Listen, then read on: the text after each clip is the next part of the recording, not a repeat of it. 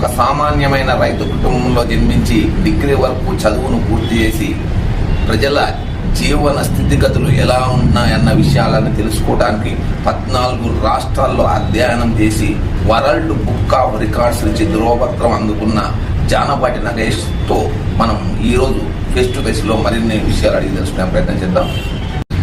నగేష్ గారు, ఇప్పుడు మీ కుటుంబ నేపథ్యం ఏంటి? అసలు మీ కుటుంబంలో ఎవరెవరు ఉంటారు?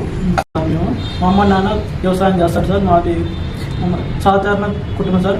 నేను, మా అమ్మ, మా నాన్న, మా అన్నయ్య ఉంటారు సార్. మా అన్నయ్యకి డిగ్రీ అయిపోయింది సార్. ఇక్కడ సిద్ధార్థ కాలేజ్ సార్. అసలు మీ గ్రామం ఏ గ్రామం, ఏ జిల్లాలో ఉన్నారు మీరు? అసలు ఏ జిల్లా నుంచి ఇలాంటి కార్యక్రమం ఎందుకు చేయాలనుకుంది? కురంపూడి మండలం సార్ మాది.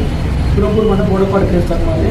ఆ ఊరికి బస్ సౌకర్యం కూడా లేదు సార్. అది మారుమూల లేదు సార్. అది అక్కడి నుంచి మనం ఎక్కడైనా దేశాలు ఎక్కడైనా చూడలేకపోయినా మన దేశం వరకైనా చూసి అక్కడ తెలుసుకోవాలని నమ్మకం.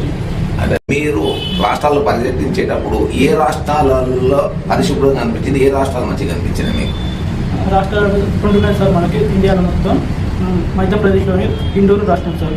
ఇండోర్ రాష్ట్రం ఒకటి, మనకి కర్ణాటక రాష్ట్రంలోని మైసూరు ప్రదేశంలో నీటిగా ఉన్నాయి సార్. అక్కడ ఇప్పుడు ఢిల్లీలో ఉచిత విద్య, ఉచిత వైద్యం లాంటి ఫ్రీ పథకాలు లేకుండా చాలా అద్భుతంగా ఉంది, దేశంలోనే ప్రథమంలో ఉంది ఢిల్లీ అంటుంటారు. మీరు నిజమేనా? మీరు అక్కడ ఏమన్నా అధ్యయనం చేశారా? అక్కడ ప్రజల స్థితిగతులు ఎలా ఉన్నాయి?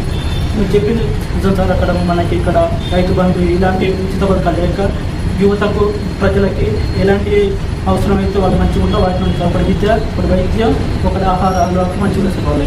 మీరు రాబోయే కాలంలో మరి ఇంకా ఇలాంటి వరల్డ్ రికార్డు ప్రతిభలు ఏమైనా కనబరచాలనుకుంటున్నారా? ఏం చేద్దాం? నేను భవిష్యత్తులో ఇంకా గిన్నెస్ వరల్డ్ రికార్డు ఒకటి మనకి భారతదేశానికి సేవలు అందించి రాష్ట్రపతి చేతుల మీద పద్మశ్రీ పొందాలనేది నా జీవిత ఆశయం సార్.